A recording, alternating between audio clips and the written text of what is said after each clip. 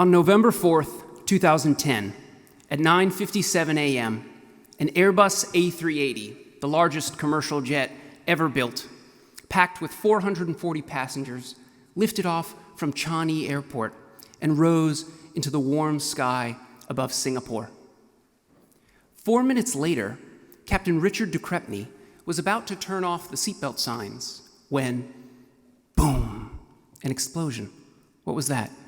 Boom! A second explosion, much louder. The whole plane shook. Was it an engine failure? 2 explosions. 2 engine failures? No time to think. Bing, bing, bing, bing. The whole cockpit erupted in a concert of alarms and warning lights. They were at 7,000 feet, far above the mountaintops. So de Crespigny hit the altitude hold button, which automatically brings the plane level and slows the engines. They felt the nose dip, but the engines were still running at full speed. Bing, bing, bing, dozens of alarms going off all at once. De Crespigny pulled back on the thrust levers. The engine slowed. Good. But if he had to slow the engines manually, then that meant that the auto thrust system wasn't working. Something was seriously wrong. In addition to Captain de Crespigny, there were actually 4 other pilots in the cockpit that day. A first officer, a second officer, and 2 extra pilots who wouldn't normally be there, but they were there to conduct routine evaluations. What none of them knew at the time was that an oil pipe in engine 2 burst, melting and fracturing a 350-pound metal turbine disc. That was the first bang, and hurling metal pieces out of the engine at 1.5 times the speed of sound. That was the second bang. This engine explosion caused the most damage that any Airbus aircraft had ever experienced in the air. Metal pieces tore through the left wing, punctured fuel tanks, because the fuel tanks in commercial aircraft are located inside the wings. Shrapnel shredded wires, destroyed electronic and computer systems, and splintered into over 200 pieces that pelted the side of the passenger compartment. The head flight attendant, Michael von Reth, said that it sounded like 1,000 marbles being thrown onto a corrugated iron roof. Passengers seated on the left side of the plane from row 31 back looked out their windows and saw the left wing bent open like a sardine can, with jet fuel spewing out into the air. They also lost control of about half of their flaps, slats, ailerons, and rudders, the things that they use to steer the plane. But they were flying stable and maintaining altitude. And miraculously, so far at least, no one was injured. De Crespigny took a deep breath and turned on the cabin announcement system. "This is your captain speaking. An engine has failed. There's a hole in the wing. We are leaking fuel, but we have 4 engines, and 3 of them are still working. Me and my fellow pilots practice engine failure procedures every 3 months. We are reconfiguring the aircraft and will land back in Singapore. As standard practice, there will be fire engines waiting for us by the runway. I won't be able to talk to you again before landing because I'll be busy doing my job, but you also have a job to do. Stay calm, stay in your seats, and listen to your cabin crew. You can do it. I'll see you on the ground." The reason that they didn't land immediately is that they didn't know how. The left wing was leaking fuel rapidly, but the right wing was still loaded with enough fuel for a full flight. So they were 42 tons over their maximum landing weight, and so out of balance that they could topple over as soon as they touched the ground. The computer system said that they should land at a speed of exactly 145 knots, except that calculation was based on the assumption that all 16 of the A380's lift-generating slats were working. In fact, 0 of their slats were working. Luckily, there were those 2 extra pilots on board, so they ignored the computer recommendation, and de Crespigny assigned the extra pilots the task of calculating their landing speed manually. They also had to calculate their landing distance. Singapore's longest runway is 4,000 meters long. They calculated that with all the damage, if they did everything perfectly, they would need 3,900 meters. What about landing in another airport? Nope. There are no runways longer than 4,000 meters anywhere in Indonesia or Malaysia. Singapore was their only option. Except all of these calculations were based on the aerodynamic profile of the A380 as it came off the factory floor. But the left wing was now bent out of shape. There were holes in the wing. Would it generate enough lift? At what speed would it stall? Captain de Crespigny quietly decided that they would need to do in-flight control checks. I know it sounded mundane, but that last sentence that I just said is crazy. In-flight control checks are what military fighter pilots do in battle when their wings are riddled with bullet holes and they have to figure out if their plane can land safely. What they do is they dramatically, even wildly, whip the plane around in the air. They push it right up to the limit of stalling and falling out of the sky as a means of determining what that limit is. There is not a single mention in any airline textbook of in-flight control checks, and certainly not for the A380, the largest commercial plane ever built. It's a double-decker airplane. There are 2 floors. The maximum seating capacity is 853 people. Each wing is as long as a 15-story building is high. You can't just whip that plane around in the air. So I don't blame the other pilots for not having reached the same conclusion. But de Crespigny realized that, from an aeronautical perspective, the damage to their left wing was not dissimilar to bullet fire. Yes, we're not flying a fighter jet, but in the next few minutes, one way or another, we are going to find out whether the left wing is generating enough lift. We can either find it out now, thousands of feet up, with time to adjust, or we can find out 50 feet above the runway, moving at over 150 knots, dropping fast, with 469 souls aboard. Landing this plane with a torn-up left wing is a control check. The only question is whether we first do a practice one up here. So they did the control checks. De Crespigny pushed his side stick 10% to the left. Nothing happened. They had lost control of most of their slats. He pushed the side stick 100% to the left. The plane gently rolled left. Same thing on the right side. They didn't have nearly as much control as normal, but they could steer. Then they set themselves an imaginary runway in the sky and did a full dress rehearsal of the landing at 4,000 feet. The result was that both wings were generating enough lift to safely land. As they approached the airport, they knew that they had to land at exactly 166 knots. Too slow, and they would lose lift, fall, and crush the landing gear beneath them. Too fast, and they would overrun the runway. Within just a few feet of the ground, they were descending too fast, so de Crespigny pushed the side stick forward, which tilted the nose down, but lifted the back landing gear up at just the last second to soften the blow. They touched down, gently, wheels on the ground. But they weren't slowing down. The other pilots screamed, "Max braking, Richard!" "I am," de Crespigny said. He pushed the brake pedals hard against the floor, his back jammed against the seat cushion. The first officer pushed his feet down, reaching for his brake pedals, only to discover that they were already fully depressed. They slid down the runway. Past the midpoint where several fire engines were positioned, then past the 3,000-meter mark, they could see the end of the runway approaching. Slowly, they came to a stop. 11:46 a.m., touchdown, on the same runway that they took off from. After sitting on the runway for over 2 hours, the 440 passengers assembled in the airport terminal.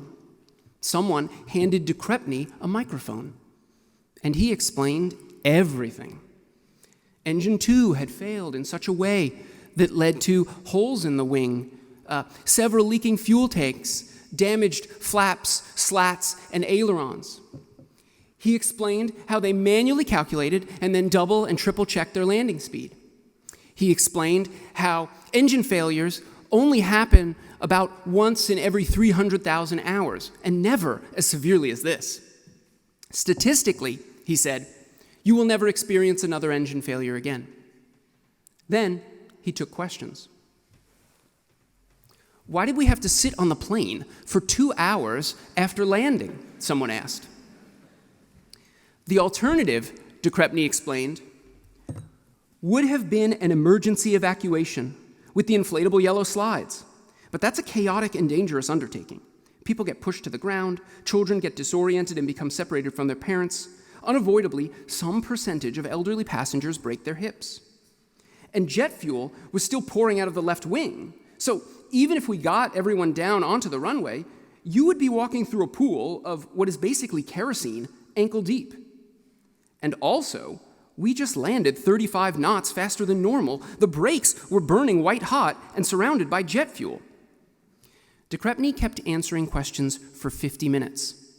Then, there were no questions left. According to airport staff, the passengers seemed happy. And if you look at photos of the passengers leaving the airport after this harrowing incident, you can't help but notice that they're smiling. So that's the story. But did you notice the kinds of things that de Crespigny had to do that day? So much of it went beyond the technical skills that we normally associate with piloting an aircraft. Of course, he needed those technical skills, dexterity in maneuvering, the side stick, knowledge of the aircraft, and so on. But most of what he did was reasoning and communicating. And communication, not just in the sense of transmitting information or issuing orders, but communication in the sense of persuading, debating, pacifying, negotiating. Here's my point.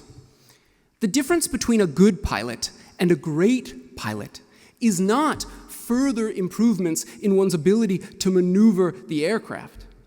The difference between a good pilot and a great pilot consists in the possession of a whole body of wide-ranging, fundamental intellectual skills.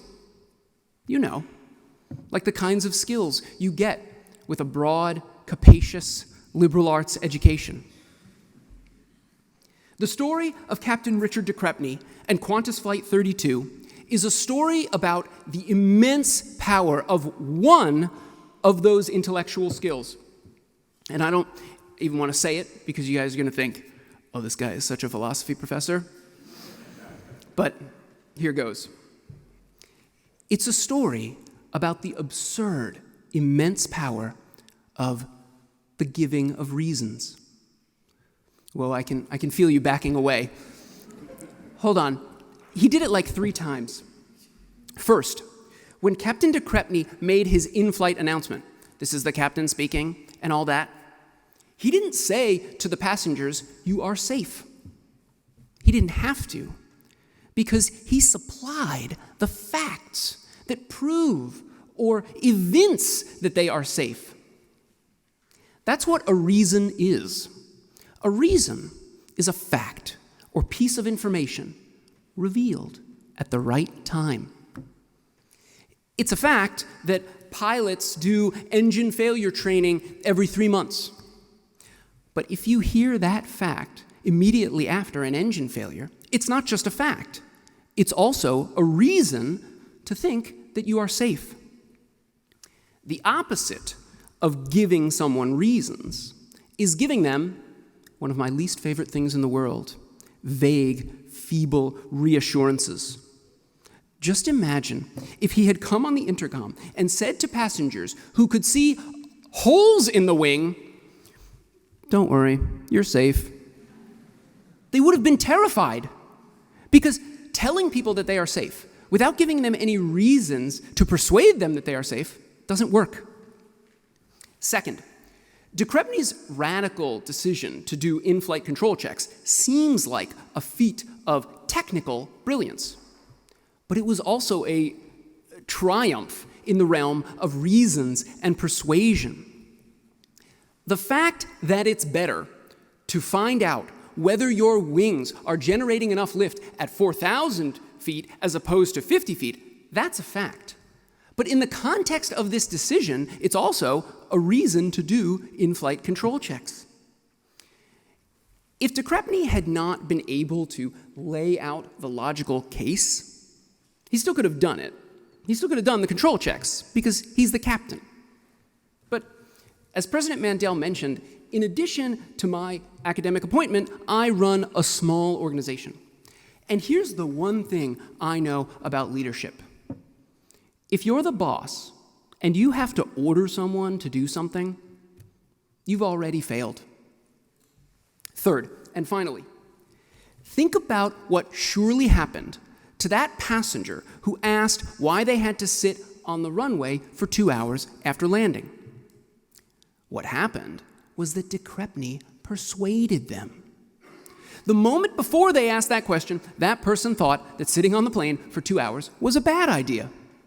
But once Crespigny gave them some reasons, like, for example, an ankle-deep pool of jet fuel on the runway, they then thought that sitting on the plane for 2 hours was a good idea. We have an incredible phrase for this process. We use this phrase every day and never think about how astounding it is. If you are good enough at giving reasons, then you can, and here's the phrase, change someone's mind. They have their mind, it's out there, and you can reach in and change it. If you say the right facts at the right time in the right order, then their mind, the seat of their consciousness and beliefs and desires, you alter it. What an incredible thing. Imagine for a moment what would have happened if Crespigny had not addressed the passengers in the airport after landing. Forget the fact that he did it so well. What if he hadn't spoken to them after the flight at all? Well, they would have been addressed by some airline executive or PR staffer. Okay, and that person would have done their best. But what would they have said to the question about why they sat on the runway for 2 hours? You know what they would have said. Our number one priority at this airline is passenger safety. Our trained and experienced pilots and ground crew determined that waiting on the plane was the safest course of action. Duh! But what are the reasons that explain why it was the safest course of action? I'm talking about the difference between informing someone of a decision and persuading them that it was the right decision. And what makes that difference is reasons. In a television interview, a passenger was asked if anyone panicked. They responded, "Everyone was calm. The captain and Qantas crew were fantastic. Qantas was fantastic. The fire truck sprayed water to cool the brakes and laid foam on the leaking fuel." Can you imagine being on that flight and sitting on that runway? And, I didn't even mention this. The air conditioning didn't work. And then, still, coming out of that experience, thankful and smiling and defending the crew and airline? Defending the airline? Such is the power of reasons to actually answer people's questions. Not vetted corporate statements, but actually answering people's questions. Crespigny kept answering questions not until he ran out of time, not until he got tired and bored, but until they didn't have any questions left. He kept explaining and persuading and giving reasons until they were satisfied. That's what reasons do, and what vague reassurances don't. They satisfy. They make you feel full, like you've eaten enough. Okay, so if vague reassurances are so bad, and giving reasons, is so good, then why is our world full of so much empty, unpersuasive blather? Why doesn't everyone just explain and justify their decisions? Because they can't. Explaining the reasons for a decision, marshaling facts in order to rationally persuade someone, that's a skill. It's not usually taught in pilot training. It is sometimes, when we do it right, taught in a liberal arts education, in the laying out of evidence in the sciences and social sciences, in the careful presentation of argument in the humanities. This skill, the artful giving of reasons to change someone's mind, is the most underrated intellectual capacity that exists. If you feel like you've gotten that from your education at Williams College, then, like the passengers on Qantas Flight 32, you should leave happy, smiling. Thank you.